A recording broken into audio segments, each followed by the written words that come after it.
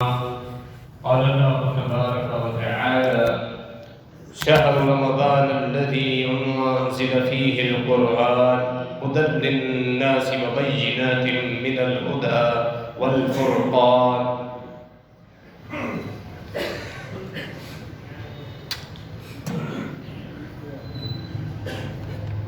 ہم اللہ رب العالمین کا جتنا بھی شکر ادا کریں وہ کم ہے۔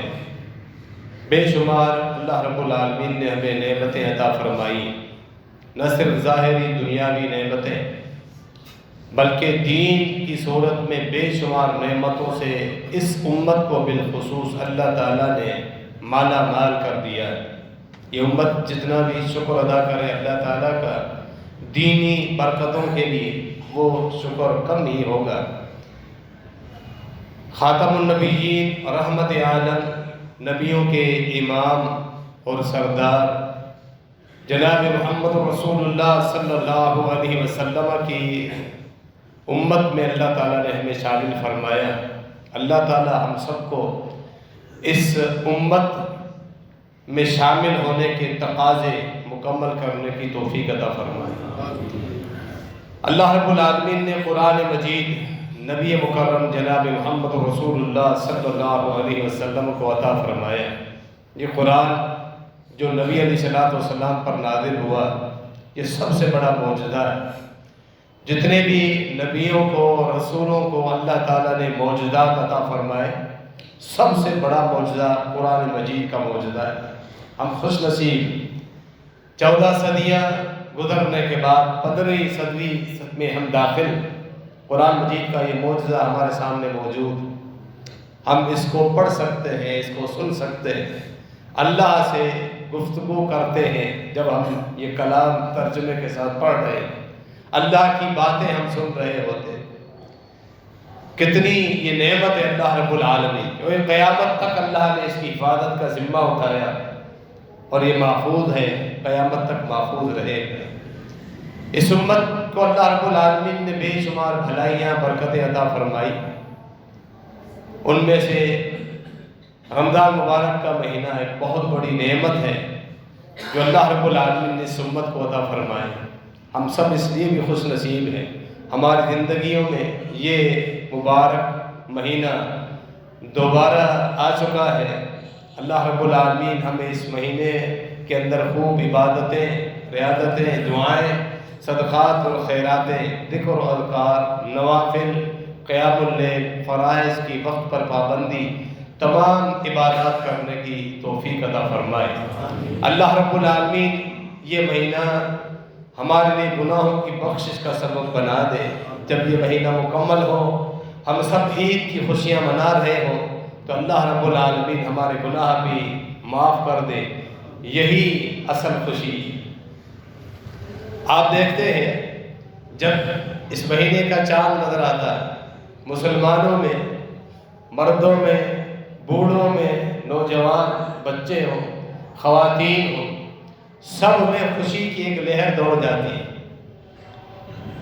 عید کے دن ایک خوشی ہوتی ہے جب عید کا چاند نظر آتا ہے، بلکہ آپ تجزیہ کریں، اس سے زیادہ خوشی جب رمضان کا چاند نظر آتا ہے مسلمانوں کو محسوس ہوتی ہے۔ آپ ایک چیز پر غور کریں، یہ خوشی کس چیز کی ہے؟ ہم سب خوش ہیں، ہمیں دلی فرحت محسوس ہو رہی ہے اس مہینے کی ابتدا کے بعد، ہم سب خوش ہیں، ایک فرحت، ایک تسکین ہے، دل کے اندر ایک موسم بہار شروع ہو چکا ہے۔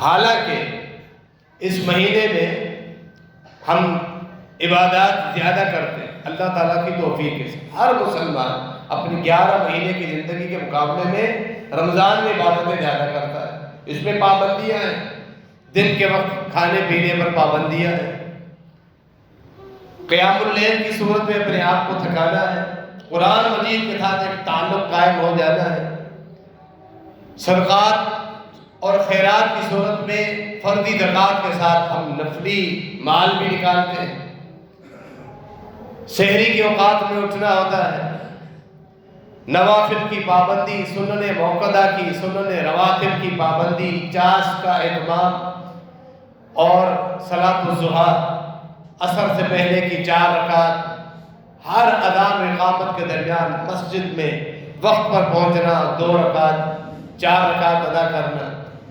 عبادات زیادہ پھر بھی ہمیں خوشی ہوتی۔ اس سے ہمیں پتہ چلا اصل خوشی اللہ تعالیٰ کے دین کے ساتھ، اصل جو روحانی تسکین ہے، جو اطمینان ہے، وہ انسان کو جب ملتا ہے جب انسان اللہ تعالیٰ کے ساتھ جڑ جاتا ہے۔ یہ رمضان مبارک کے مہینے کی آمد اور پھر مسلمانوں میں روحانی تسکین کی شروعات، ایک اطمینان، ایک خوشی کی لہر، یہ بھی اللہ رب العالمین کی طرف سے ہمارے اوپر ایک حجت ہے، ایک اشارہ بھی ہے کہ تمہاری اصل خوشی جب ہے جب تم اللہ کے ساتھ جڑ جاتے ہو۔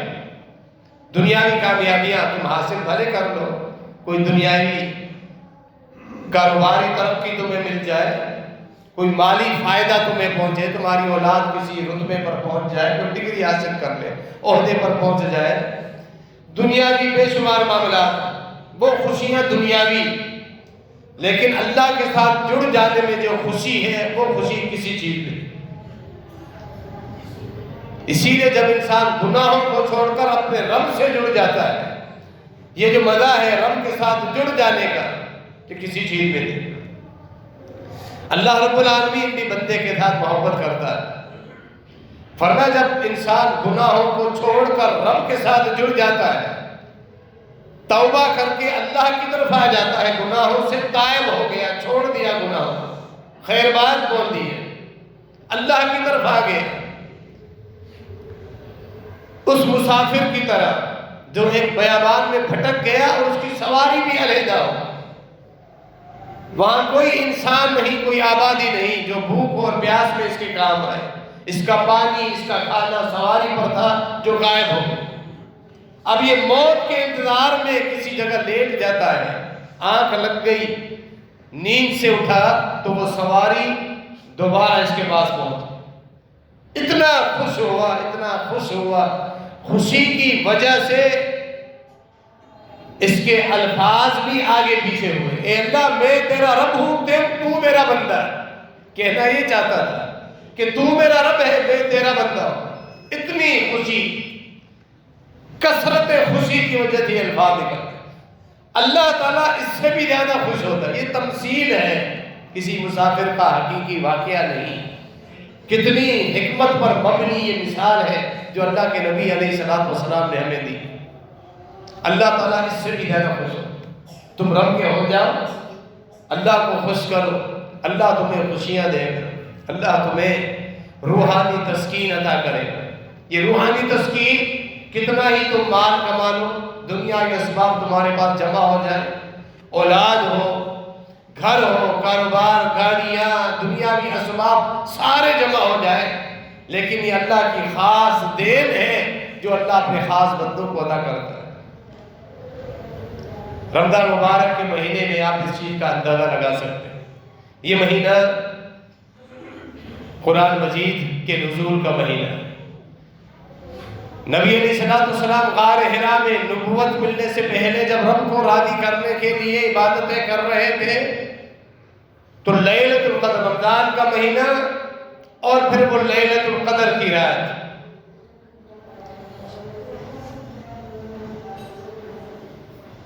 23، 25 یا 27 رمضان مبارک، غار حرا میں جب ابتدائی آیات جبرائیل امین نبی علیہ السلام کے پاس لے کر آتے، قرآن مجید اسی مہینے میں اسی رات کو اترا۔ نبی علیہ السلام کا تعلق اس قرآن کے ساتھ، پھر ہر سال رمضان مبارک کی برکتیں، روزے اور پھر قرآن مجید کی تلاوت، یہ سارے معاملات شروع ہوئے۔ ہر سال قرآن مجید کی دہرائی، جتنی وحی آ چکی ہوتی، نبی علیہ السلام رمضان مبارک کا مہینہ چنا گیا، آپ اس میں اپنا قرآن دہرائیں۔ جب وفات کا وقت آ پہنچا، اپنی بیٹی، اپنے جگر کے ٹکڑے، جنت کی خواتین کی ملکہ سیدہ فاطمہ رضی اللہ تعالی عنہ کو بلاتے ہیں، خوشخبری سناتے ہیں، جنت کی خواتین کی آپ ملکہ، رانی، اور یہ کہ اب اس مرض میں فوت ہو جاؤں۔ وجہ کیا ہے؟ ہر سال رمضان میں قرآن مجید کی دہرائی کرتا تھا، جبرائیل امین آتے تھے اور باقاعدہ مجھ سے دہرائی کرواتے، میں پڑھتا تھا وہ سنتے تھے۔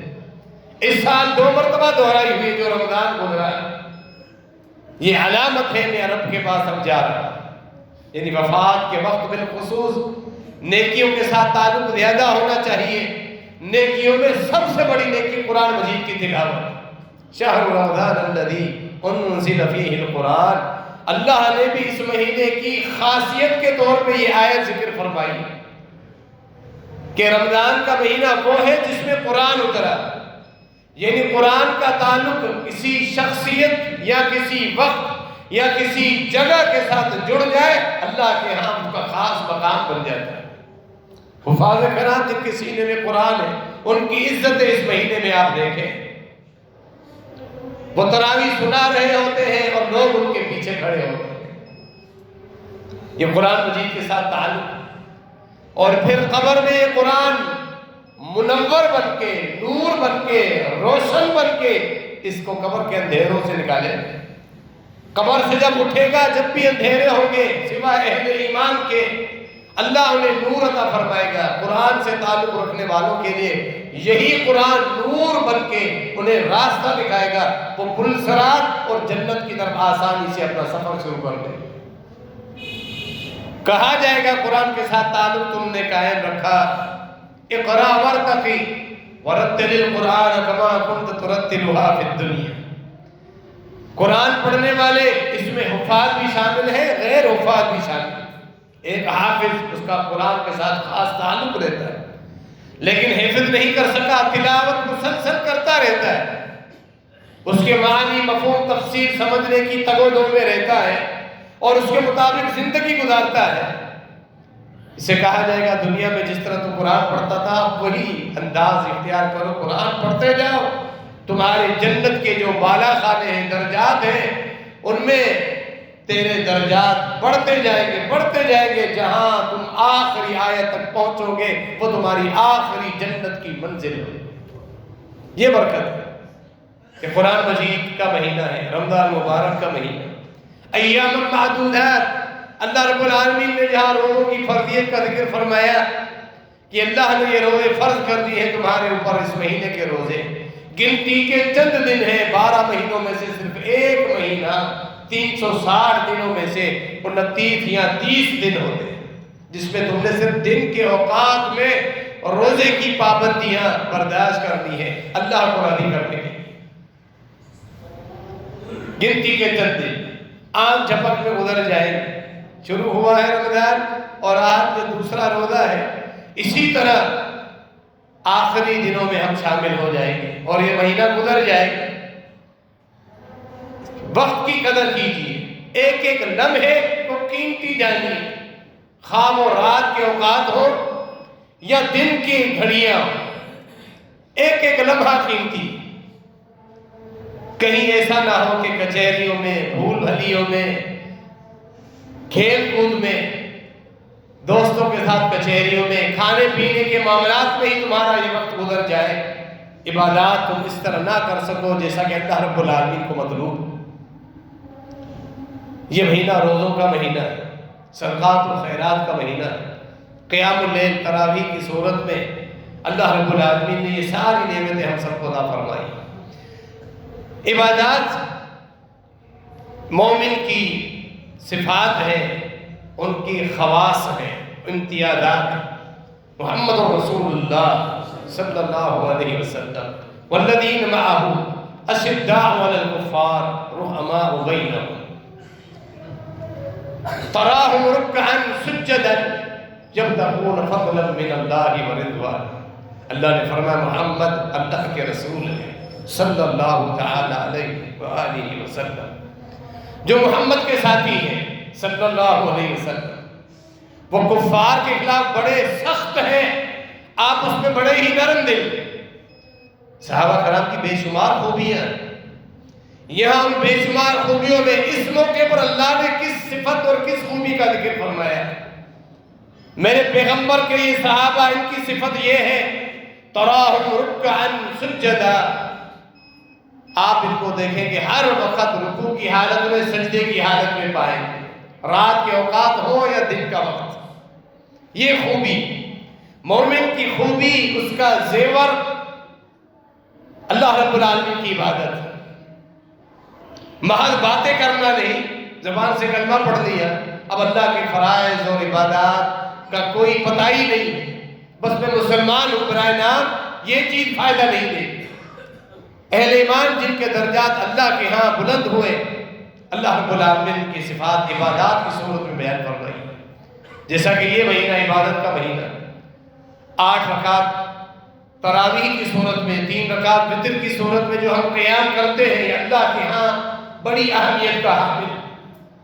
اس کو نفل بول کے ٹال مت دیجئے کہ نفل ہے، فرض نہیں۔ یہ مہینہ فرائض کے ساتھ نوافل کو اپنانے کا مہینہ ہے، بلکہ یہ قیام اللیل کے بعد دوبارہ پھر اٹھے سحری کے اوقات میں، اور وبالاسحار هم یستغفرون کی صفت حاصل کریں۔ اللہ نے اہل ایمان کی نشانی یہ بیان فرمائی، سحری کے اوقات میں بھی اٹھ کر وہ استغفار کرتے ہیں۔ یہ موقع ہے کہ ہم مومنوں کی صف میں شامل ہو جائیں، اٹھتے ہیں سحری کے اوقات میں، استغفار کرنا شروع کر دیں۔ گھر والے اٹھتے ہیں سحری تیار کرنے کے لیے، خواتین کے اوپر بھی لازم ہے کہ وہ اس آیت کو سامنے رکھیں، جو ٹائم ہے اٹھنے کا اس سے خواتین بھی 10-15 منٹ پہلے اٹھ جائیں، 2 رکعت 4 رکعت نفل قیام اللیل کی صورت میں ادا کریں۔ کوئی حرج نہیں اگر آپ نے 11 رکعت ادا کر دی، وتر بھی آپ نے اگر امام کے ساتھ ادا کر لیا تو دوبارہ بعد میں آپ نماز پڑھ سکتے ہیں، قیام اللیل کر سکتے ہیں، ممانعت نہیں۔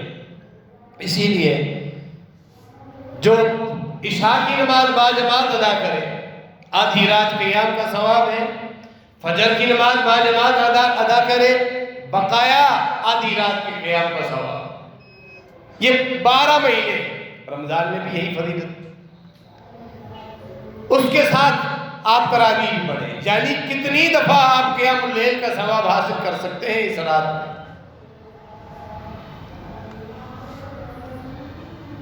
پوری رات کے قیام کا ثواب، فجر و عشاء آپ نے باجماعت پڑھی، پھر امام کے ساتھ من قام مع الامام حتی ینصرف، امام کے ساتھ اس نے قیام کیا امام کے سلام پھیرنے تک، جب تک امام مصلی پر موجود ہے، کتب لہ قیام اللیل، پھر دوبارہ ایک اور رات کا پورا قیام فرشتے اس کے نام اعمال میں لکھ دیتے ہیں۔ بہتر افضل یہی، وتر بھی امام کے ساتھ ادا کیجیے۔ اکثر لوگ تو یہ کہتے ہیں ہم تو تنہائی میں عبادتیں کرتے ہیں، شیطان کا حملہ ہے، فرض پڑھ کے چلے جاتے ہیں، تراویح اکیلے میں پڑھیں گے، اکیلے میں پھر شیطان حاوی ہو جاتا ہے، غالب ہو جاتا ہے، سستی غالب ہو جاتی ہے، اور پھر انسان سویا ہی رہتا ہے، عبادت نہیں کر پاتا۔ اسی لیے جماعت کی برکتیں ہیں، تراویح باجماعت ادا کریں، اسی میں جو برکتیں ہیں وہ اکیلے پڑھنے میں برکتیں نہیں ہیں۔ اور پھر امام کے ساتھ آخر تک رہے، وتر چھوڑ کر مت جائیں، بہتر ہے، جائز ہے اگر آپ چھوڑ کے جاتے ہیں، لیکن بہتر افضل یہ اگر یہ فضیلت حاصل کرنی ہے تو پھر امام کے ساتھ آخر تک۔ سحری کے اوقات میں اٹھیں، آپ یہ انتظار مت کریں گھر والے اٹھ گئے ہیں، سحری جب تیار ہو کر مکمل ہو جائے گی 15-20 منٹ پہلے مجھے اٹھائیں گے۔ یہ عبادات کی راتیں، اپنے آپ کو تھکانے کی راتیں، گھر والوں کے ساتھ آپ بھی اٹھ جائیں، الارم رکھ کے آپ سوئے ہیں، گھر والے اٹھ گئے ہیں، انہیں بھی چاہیے خواتین کو 2-4 رکعت ادا کریں، اور پھر جب تک سحری کے اوقات ہیں زبان پر، خواتین کی زبان پر استغفار کے الفاظ چلتے رہے، وَبِالْأَسْحَارِ هُمْ يَسْتَغْفِرُونَ میں اندر وہ شامل ہوتے ہیں کہ وہ سحری کے اوقات میں اپنے گناہوں کی بخشش اپنے رب سے طلب کرتے ہیں۔ استغفر اللہ، یہ بھی استغفار، صرف استغفر اللہ بھی استغفار ہے۔ آگے باقی استغفار کے جو دعائیں ہیں وہ بھی پڑھ سکتے ہیں، مختلف دعائیں ہیں استغفار کے لیے، سب سے مختصر یہ آگے کئی الفاظ ہیں وہ آپ پڑھتے رہیں، مرد حضرات بھی اپنی خواتین کے ساتھ اٹھیں اور پھر نوافل پڑھیں اور پھر استغفار کرتے رہیں۔ کچن میں کام کرنے کے دوران، کھانا لگاتے، دسترخوان میں برتن آپ ترتیب کے ساتھ رکھ رہی ہیں، چلتے پھرتے استغفار آپ کی زبان پہ چلتے، اتنی برکتوں کا یہ مہینہ ہے۔ یہ ہماری تربیت کے لیے کہ پوری زندگی بعد کے 11 مہینوں میں بھی کم از کم اتنا ہو جائے کہ فجر سے آدھا گھنٹہ پہلے ہم اٹھنے کی عادت پڑ جائے، 2 یا 4 رکعت قیام اللیل کی ہمیں مل جائے۔ اور اللہ کے خاص بندے جو والذین یبیتون لربہم سجدا وقیاما، سورہ فرقان میں پھر اللہ نے اپنے مومن بندوں کی نشانی بیان فرمائی جو اپنے رب کے سامنے راتیں اس طرح گزارتے ہیں سجدے کی حالت میں، قیام کی حالت۔ اللہ تعالیٰ کو عبادات پسند، خالی دعویٰ کرنا، باتیں کرنا یہ تو علیحدہ معاملہ ہے۔ یہ مہینہ ہمیں باقاعدہ مشقت اٹھانے کا درس دیتا ہے، سبق دیتا ہے۔ خود نبی علیہ السلام رات کو عبادت کرتے ہیں، پاؤں مبارک میں ورم آ جاتے ہیں، سوج جاتے ہیں پاؤں مبارک۔ پوچھا گیا تو فرمایا فلا اکون عبدا شکورا، میں رب کا شکر گزار بندہ بننا چاہتا ہوں۔ سے یہ بھی پتہ چلا شکر گزاری اللہ کی عبادت کرنے سے، زبان سے ہم کہتے ہیں اللہ تیرا شکر ہے اور فرض نماز کے لیے نہ جائیں، یہ سب سے بڑا ناشکر ہے۔ زبان سے بولے اللہ تیرا شکر ہے، تو نے بہت دیا ہے، جتنا بھی بولوں میں تیری نعمتوں کا حق ادا نہیں کر سکتا، جب اذان کی آواز آئے تو اپنے کاروبار میں بیٹھا ہوا، یہ سب سے بڑا ناشکر ہے۔ شکر گزاری آپ کے عمل سے ظاہر ہوتی ہے۔ نبی علیہ السلام نے عبادتیں کی، پاؤں مبارک سوج گئے، فرمایا میں اللہ کا شکر گزار بندہ بننا چاہتا ہوں۔ یہ شکر گزاری رمضان مبارک کا مہینہ شکر کرنے کا مہینہ ہے، یہ صبر کا بھی مہینہ ہے، یہ صدقات و خیرات کرنے کا مہینہ ہے، قیام اللیل کا مہینہ ہے، قرآن کے ساتھ تعلق قائم رکھنے کا مہینہ ہے، اور بنیادی سب سے بڑی چیز اللہ کے فرائض روزے۔ اللہ نے فرمایا کہ ساری عبادات کا اجر و ثواب اللہ نے فرشتوں کو بتا دیا الا الصوم، ہر بندہ جب نیکی کرتا ہے کم از کم 10 گنا زیادہ لکھی جاتی ہے، لیکن روزہ یہ خاص میرا ہے، اس کا ثواب قیامت کے دن اپنے بندے کو پوری کائنات کے لوگوں کے سامنے بلا کر میں اپنے ہاتھوں سے ادا کروں گا، ہاتھوں سے اس کو ادا کروں گا انعام کی صورت میں، اس کی عزت افزائی، اور وہ اس کا اجر کتنا ہوگا اللہ کے علاوہ کوئی نہیں جانتا۔ الصوم لی وانا اجری فیہ، یہ روزہ میرے لیے، میں ہی اس کا بدلہ دوں اپنے ہاتھوں سے، ثواب کتنا ہے رب کے علاوہ کوئی نہیں جانتا، فرشتے بھی نہیں جانتے، وہ لکھ دیتے ہیں اس نے روزہ رکھا۔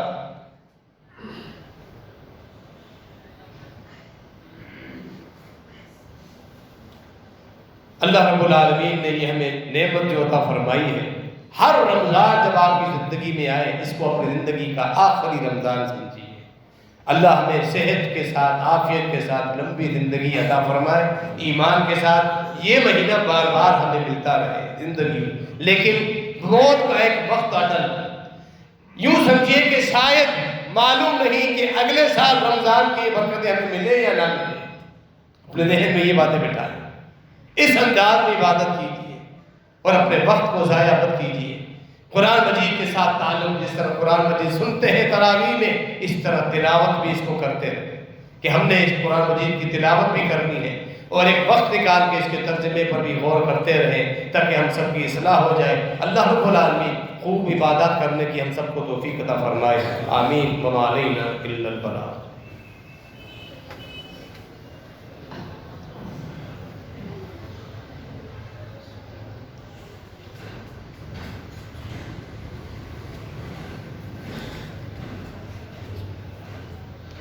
إن الحمد لله نحمده ونستعينه ونستغفره ونعوذ بالله من شرور أنفسنا ومن سيئات أعمالنا، من يهده الله فلا مضل له ومن يضلل فلا هادي له، وأشهد أن لا إله إلا الله وحده لا شريك له، وأشهد أن محمدا عبده ورسوله۔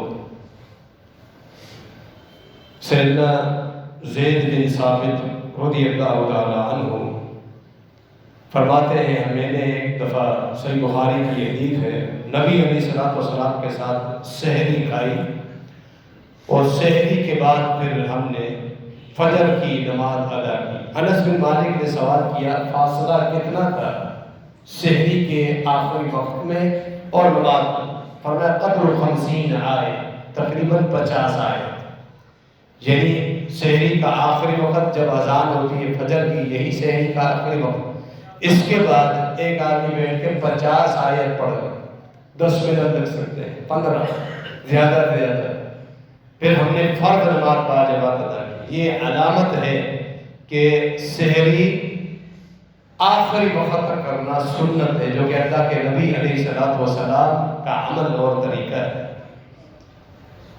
کچھ لوگ رات کو کھا پی کر سو جاتے ہیں، نیت کر لیتے اور پھر سحری میں کچھ نہیں کھاتے، تو سنت سے ہٹ جاتے ہیں۔ نبی علیہ السلام نے سحری کھانے کی ترغیب دلائی ہے اور فرمایا یہ برکتوں والا کھانا ہے، سحری کا وقت جو سحری کے اوقات شروع ہو جاتے ہیں۔ اس میں ایک اور نقصان بھی، پہلے کھانا کھا کر یا رات کو دیر تک جاگتے رہنا، فجر سے 1 گھنٹہ پہلے 2 گھنٹے پہلے کھانا کھا کر سو جانا، پھر یہ بھی معلوم نہیں کہ فجر نماز باجماعت ملے گی یا نہیں۔ بے شمار خرابیاں ہیں جو ہمارے اس ماحول معاشرے کے اندر مسلمان نوجوانوں کے اندر موجود۔ محض رسماً اور رواجاً یہ مہینہ آتا ہے، سحری افطاری کھانے پینے کے پروگرامز اور افطاری پروگرام، افطاری کی دعوتیں وغیرہ، یہ چیزیں جو اصل روح عبادت ہے اس سے ہم محروم ہو جاتے ہیں۔ یہ روزہ جو ہے رمضان مبارک کا مہینہ تو ہمیں فرائض کے ساتھ خوب عبادات کرنے کی تربیت دیتا ہے۔ چہ جائے کہ ایک آدمی فرض بھی نہ پڑے، سو جائے رات کو اور پھر فجر میں بھی نہیں اٹھتا، اہل علم نے وضاحت کے ساتھ فرمایا اس کے روزہ رکھنے کا کوئی فائدہ نہیں۔ سب سے بڑا گناہ کفری عمل، اکثر علماء نے تو اس کو حقیقی کفر کہا ہے، جو فرض اللہ کا کوئی ایک بغیر شرعی عذر پہ چھوڑ دے، اور کفری عمل ضرور روزہ رکھ کے کفری عمل کر رہا، فرائض چھوڑ رہا۔ اسی لیے بہتر اور عافیت اسی میں ہے، اگر آپ کو بھوک نہیں بھی، رات کو دیر سے آپ کا شیڈول اس طرح ہے، آپ نے کچھ کھا پی لیا، فجر کے وقت کچھ چیز، سحری کے آخری وقت میں پانی پینا، دودھ پینا یا کوئی ایسی چیز ضرور کھائیں تاکہ سحری کے آخری اوقات میں کھانے کی سنت میں آپ عمل کر سکیں۔ یہی برکت، یہی سنت۔ پھر فجر آپ نے پڑھ لیا، آپ سو گئے، ظہر میں بھی سوئے ہوئے، عصر میں بھی سوئے ہوئے، نمازیں آپ کی ضائع ہو رہی، یہ بھی اپنے آپ کو ضرور کرو۔ یعنی محض یہ ایک ٹرینڈ ہے، ایک رمضان کا نام ہے جو ہم نے سنا، جس کو ہم بلا رہے ہیں، اور رات کو اٹھ کے کھانا پینا ہے، دن کو ہم سوتے رہیں گے، جس میں نہ ظہر ہے نہ عصر ہے، اس روزے کا کوئی فائدہ نہیں۔ سو جاتے ہیں، الارم رکھ کے سوئیں، گھر والوں کو بول کے سو جائیں کہ مجھے ظہر سے پہلے لازمی اٹھانا ہے۔ کیا سبق ہم نے حاصل کیا؟ اگر رمضان مہینہ مبارک کا مہینہ گزر جائے، کم از کم صرف فرائض کی پابندی بھی ہم نہ سیکھ سکے، تو پھر وہ سخت وعید آ جائے گی جو اللہ کے نبی علیہ السلام کی مشہور حدیث، ممبر پر چڑھتے وقت 3 زینوں پر جو آمین کہی، جس کی زندگی میں رمضان مبارک کا مہینہ آئے اپنے گناہ ہی نہ بخش پا سکے۔ کم از کم فرائض کی پابندی سیکھیے اس مہینے۔ بے شمار چیزیں اور بھی ہیں جو ہم نے سیکھنی ہے، لیکن ایک آدمی فرائض میں اگر سست ہے، یہ مہینہ اس نے پا لیا ہے، اللہ کا شکر ادا کریں ہم کہ اللہ نے ہمیں پھر توبہ کا موقع دیا ہے، ابھی موت نہیں آئی۔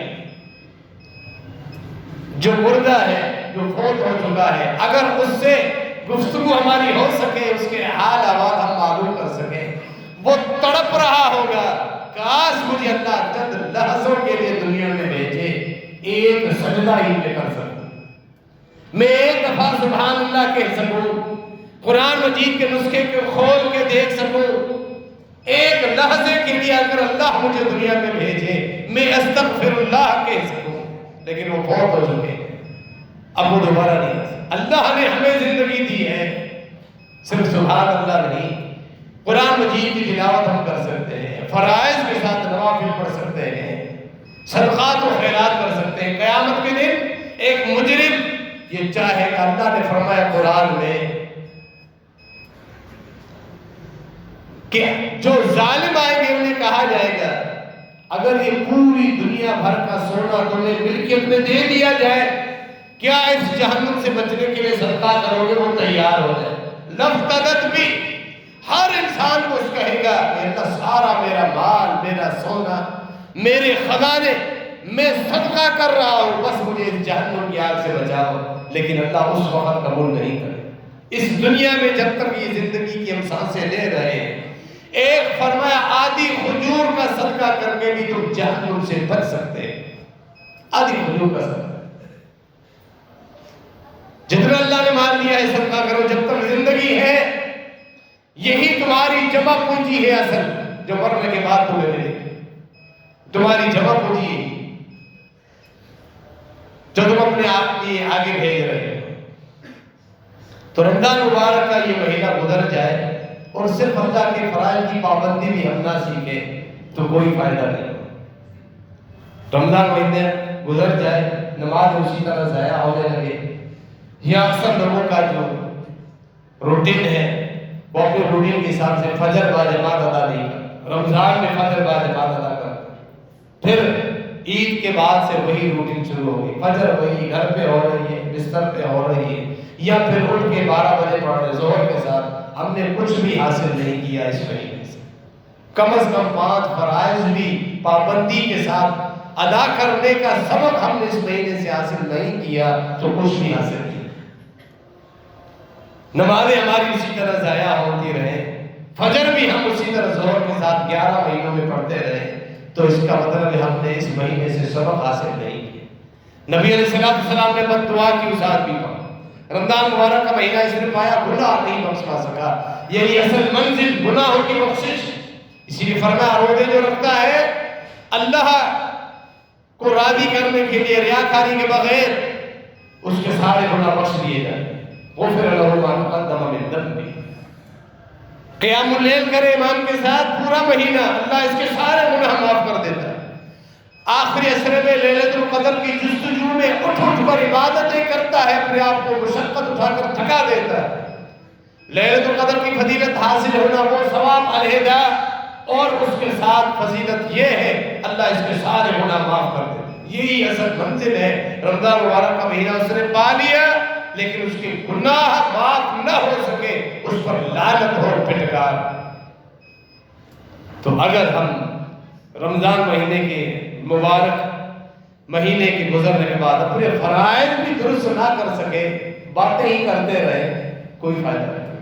کم از کم فرائض کی بات، وگرنہ فرائض کے ساتھ اس مہینے میں جہاں سنت موقدہ 12 رکعات دن کی ہم نے ادا کرنا ضروری ہے، قیام اللیل کے بعد میں نے عرض کیا آپ کے سامنے، سحری کے اوقات میں اٹھ کے استغفار کرنا، مردوں کا خواتین کا 2-4 رکعت پھر علیحدہ سے قیام کرے گا، یہ ساری چیزیں نبی علیہ السلام نے 23، 25، 27 رات قیام کیا، بنیاد ڈال دی، پھر فرما تمہارے اوپر کوئی فرض نہ ہو جائے۔ جب نبوت مکمل ہوئی، وفات ہوئی، عمر بن خطاب رضی اللہ تعالیٰ عنہ نے فرمایا اب تم قیام اللیل کرو، تراویح کی صورت۔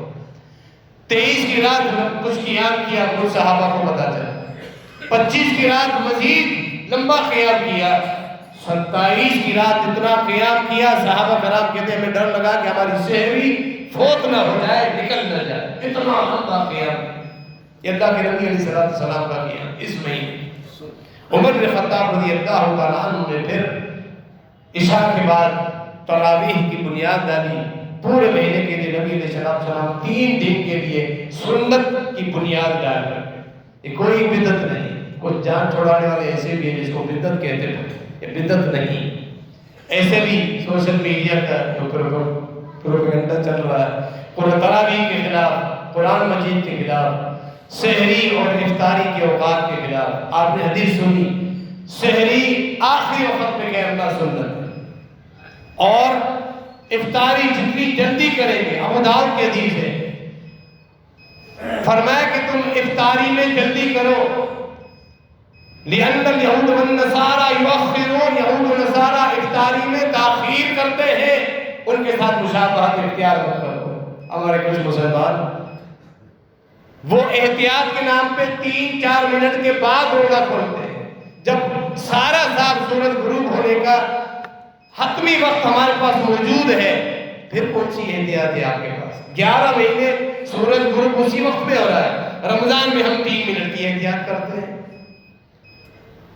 اور یہ بھی غلط ہے. ثم اتموا الصیام الی اللیل، اللہ نے قرآن میں فرمایا رات تک اپنے روزے پورے کرو، یعنی رات کی ابتدا ہو جائے. کب ہوتی ہے رات کی ابتدا؟ جو ہی سورج غروب ہوتا ہے. صحیح بخاری کھولیے. کچھ لوگ ہیں نا پروپیگنڈا کر رہے ہیں، اپنے مغرب کے ساتھ روزہ کھول کے اپنے روزے ضائع کر رات تک، یعنی یہود و نصارہ کے طرف وہ کھڑے ہوئے دیر سے روزہ افطار کر رہے ہیں.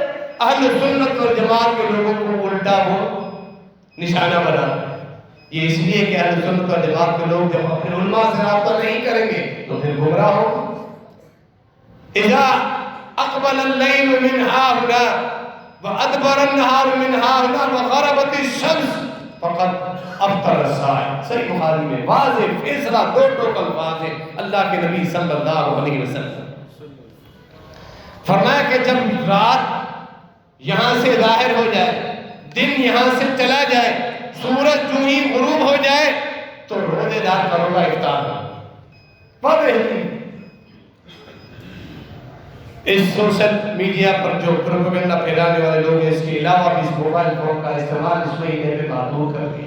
یہ موبائل فون کا استعمال رات کو عبادات کے بجائے آپ موبائل فون یوز کر رہے ہو، دن کے اوقات میں اگر موبائل فون یوز کر رہے ہیں اس میں مختلف فضول چیزیں، بکواسات، بیکار ویڈیوز، اس میں بے پردہ عورتوں کو دیکھنا، روزے لینے، یہ فون موبائل فون تمہارا روزہ خراب کر دے گا، رمضان بھی خراب کر دے گا، وقت ضائع کرنے کا یہ سب سے بڑا شیطانی عادت ہے.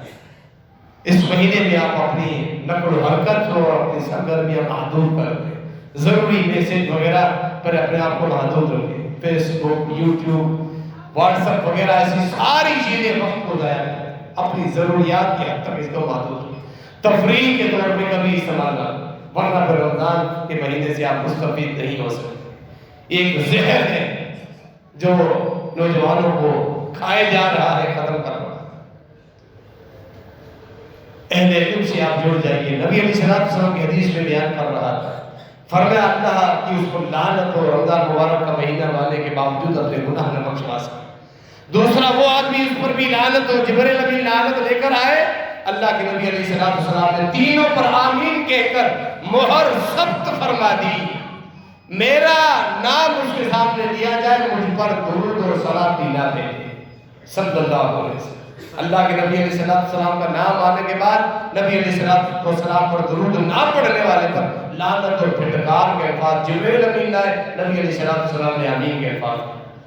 والدین کو اب پایا کسی ایک کو ان کی خدمت کر کے اللہ کو راضی نہ کر سکا، جنت میں نہ جا سکا، اس پر بھی پھٹکار آمین فرمائے، جبرائیل امین آمین.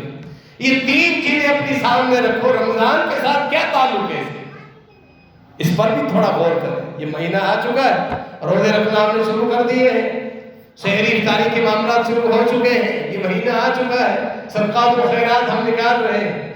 لیکن اس حدیث کو بھی تو سامنے رکھیں، یعنی حقوق العباد بھی لازمی ہے. حقوق العباد میں سب سے پہلے والدین.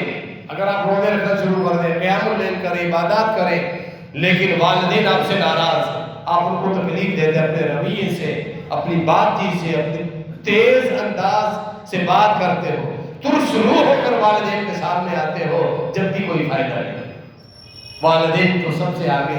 اشارہ یہ بھی ہے حقوق العباد، تمہارے رشتہ داروں کے ساتھ تعلقات، اپنے دلوں کو صاف رکھنا، کسی کے دل میں کینہ اور بغض نہ رکھنا، صلہ رحمی کرنا. ایسا نہ ہو رمضان کے روزے بھی رکھ رہے ہو، رشتہ داروں سے بات چیت ہی نہیں کئی سالوں سے، پھر بھی یہ معاملہ تمہیں گلے میں پڑ سکتا ہے. بڑا معاملہ خراب. سارے معاملات تمہارے درست ہونا ضروری. عبادات کی قبولیت کے لیے جہاں حلال کمائی ضروری ہے، لوگوں پر تم ظلم بھی نہ کر. لوگوں کے حق کھائے ہوئے، وراثت کی صورت میں جھوٹ بول کر لوگوں کے مالوں پہ قبضہ کیا ہوا ہو، یا دکانداری میں ملاوٹ کی صورت میں تم بیچ رہے ہو مال، دھوکہ دے کر جھوٹی قسمیں اٹھا کر. یہ رمضان مبارک کا مہینہ اس چیز کی اجازت نہیں دیتا، بلکہ 12 مہینے شریعت اس چیز کی اجازت دے. اسی لیے فرمایا من لم يدع قول الزور والعمل به فليس لله حاجة في ان يدع طعامه وشرابه. کھانا پینا چھوڑ دو خالی، لیکن اگر جھوٹ بولتے رہو، جھوٹی قسمیں، جھوٹی بات، جھوٹے شیطانی اعمال آنکھوں سے دیکھ رہے ہو، کانوں سے سن رہے، وہی تفریح اور لطف اندوزی کا معاملہ چلتا رہا ہے، تو پھر خالی بھوکا اور پیاسا رہنے کا نام روزہ نہیں، یہ تقویٰ اور پرہیزگاری، لعلکم تتقون، تمہارے پر روزے اسی لیے فرض کیے گئے تاکہ تمہارے پر تقویٰ پرہیزگاری آ جائے۔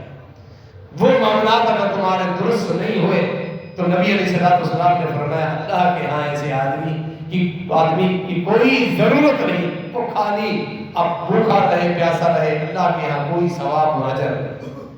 فرائض کی پابندی اور اس کے بعد اپنی آنکھوں کی حفاظت، زبان کی حفاظت، اپنے معاملات حقوق العباد کے چیک کریں، کاروباری معاملات چیک کریں، یہ سارے معاملات بھی چیک کرنا ضروری ہے۔ نبی علیہ السلام کا نام آئے اور درود نہ پڑے اس پر نہیں بھٹکا، اس میں بھی ہمارے لیے سبق ہے۔ پھر عبادات میں، رمضان کی عبادات میں نبی علیہ السلام کی سنت اور طریقے کے مطابق عبادت کریں۔ آپ نے سنا باطل فرقے جو کہ افطاری میں خواب کا احتیاط کرتے ہیں، کچھ رات کو روزہ کھولتے ہیں، کچھ سحری سے آدھا گھنٹہ پہلے روزہ کھولتے ہیں، اور یہ سائرن کی آوازیں، یہ میوزک کی ایک قسم، اللہ نے ان کو سنت اور اتنا معروف کیا ہے۔ سحری کے اوقات میں بھی سائرن، افطاری کے اوقات میں بھی سائرن، اذان کی توفیق اللہ نے ان سے چھین لی۔ یہ باطل کے اوپر پھٹکار ہے اللہ رب العالمین کی طرف سے، اور پھر مزید احتیاط کے نام پہ اپنے مریدوں کو مزید مشقتوں میں ڈال دیں۔ جب نبی علیہ السلام کی سنت کو چھوڑو گے اللہ رب العالمین اسی طرح تمہارے اوپر ذلت مسلط کرتا ہے۔ صدقات و خیراتوں میں جہاں فردی زکوٰۃ نکالنے کا یہ مہینہ ہے، فردی زکوٰۃ آپ نکالتے ہیں، یاد رہے فرض زکوٰۃ کے احکامات نفلی صدقات کے مقابلے میں زیادہ سخت۔ ایک آدمی مشرک ہے، قبر کا پجاری ہے، آپ کا رشتہ دار، رشتہ داری کے ناطے آپ نفلی صدقات میں اس کی مدد کریں، دنیائی معاملات میں آپ اچھے تعلقات رکھیں ان کے ساتھ، دین کی دعوت دیتے رہیں، لیکن آپ کی فرض زکوٰۃ کا مستحق آپ کے اہل توحید بھائی، جو آپ کی فرض زکوٰۃ، جو موحد ہے، جو نمازی ہے، اللہ کے فرائض پورے پڑھنے۔ اسی طرح اپنے معاشرے میں یہ باقاعدہ جو دھندا کرنے والے، جنہوں نے اپنا ایک پورا نشانی یہی بنائی ہوئی ہے، بری مافیا بنی ہوئی ہے بھیک مانگنے کی، ان پر اپنا پیسہ دینے کی بجائے اپنے رشتہ داروں پر خرچ کریں جو ضرورت مند ہو، بالخصوص اپنے رشتہ داروں میں، جہاں جس مسجد میں آپ نماز پڑھتے ہیں، جہاں علاقے میں آپ کام کرتے ہیں، ہو سکتا ہے ایسے سفید پوش لوگ ہوں جو اپنی عزت کی بنا پر، استغنا کی بنا پر اظہار نہ کرتے ہوں، لیکن ان کے حال احوال سے بھی واقف رہیے کہ ہم اپنے مسلمان بھائیوں کو بھی رمضان مبارک کے مہینے میں مدد کریں، بالخصوص وہ لوگ جن کو اللہ رب العالمین نے حلال مال کی صورت میں زیادہ دیا ہے، وسعت دی ہے، وہ سفید پوش اپنے بھائیوں کو مت بھلائیں۔ اس ساری چیزوں پہ نظر رکھیں۔ سب سے بہتر چیز جو پچھلی دفعہ بھی آپ کے سامنے اعلان کیا گیا، وہ طلبہ جو اپنا گھر چھوڑ کر دین سیکھنے کے لیے، قرآن حفظ کرنے کے لیے مدارس میں پہنچتے ہیں، یہ ہمارے مرکزی جو ادارہ ہے، مدرسہ تعلیم القرآن والحدیث گھومنا آباد مرکزی جو ادارہ ہے، یہاں جو طلبہ پڑھ رہے ہیں، علوم عربیہ بھی اور شعبہ حفظ، اور اسی مرکز کے تحت کئی ذیلی شاخیں ہیں جہاں مساجد میں مدرسوں کو حفظ قرآن اور ناظرہ قرآن، تجوید قرآن کے دروس دیے جا رہے ہیں۔ آپ کے اوپر حق ہے کہ اپنی زکوٰۃ بیت المال، جمعیت اہل حدیث حیدرآباد کے بیت المال میں آپ خرچ کریں۔ جس علاقے کے لوگ ہیں ان کے اوپر علاقے والوں کا حق زیادہ ہے۔ تم خذ من اغنیائہم فترد الی فقراء، علاقے کے غنی سے لے کے اسی علاقے کے فقراء تک آپ پہنچائیں۔ جو بچے، جو پڑھنے والے بچے، پڑھانے والے اساتذہ اور عملہ، ان کی تنخواہیں ان کے بجائے اور ان کے لیے 3 وقت کا کھانا جو بنتا ہے، جس کے بعد وہ پھر عالم اور حافظ بنتے ہیں، کاش ہم یہ کوشش کریں ہماری زکوٰۃ اور صدقات کا اکثر حصہ انہی علماء اور حفاظ کے جسم میں لگے۔ بعد میں جب وہ قرآن کے ساتھ تعلق قائم کر قرآن پڑھائیں، نمازیں پڑھائیں، مصلی سنائیں، ممبروں پر کھڑے ہو کر لوگوں کو اللہ تعالیٰ کا دین سنائیں، ہمارا بھی حصہ ان کے ساتھ شامل ہے۔ بالخصوص جماعت کا تعارف آپ کے سامنے موجود ہے، خالصتاً مساجد بنانا اور جو بیوہ اور یتیم ہیں ان تک راشن پہنچانے کا انتظام، اور مدارس کی صورت میں طلباء پر جو ہاتھ رکھا ہوا ہے، جمعیت اہل حیدرآباد کا حق ہے آپ سب کے اوپر، جہاں نہ کوئی سیاسی معاملات ہیں نہ اس طرح کے باقی معاملات ہیں، کہ آپ اپنی زکوٰۃ اور نفلی صدقات رمضان مبارک کے اس مہینے میں بالخصوص جماعت کے ساتھ تعاون میں ہی نکالیے، تاکہ ہمارا ایک زیادہ حصہ صدقہ جاریہ کے طور پر شامل ہو جائے۔ اللہ رب العالمین ہم سب کو عمل کرنے کی توفیق عطا فرمائے، رمضان مبارک کے مہینے سے بھرپور فائدہ اٹھانے کی اللہ رب العالمین ہم سب کو توفیق عطا فرمائے۔ زکوٰۃ کا جو اعلان کیا گیا جمعیت اہل حدیث حیدرآباد کے لیے، الیاس بھائی اور ارشد بھائی کے پاس رسیدیں موجود ہیں، آپ ان سے رسیدیں کٹوا سکتے ہیں۔ مسجد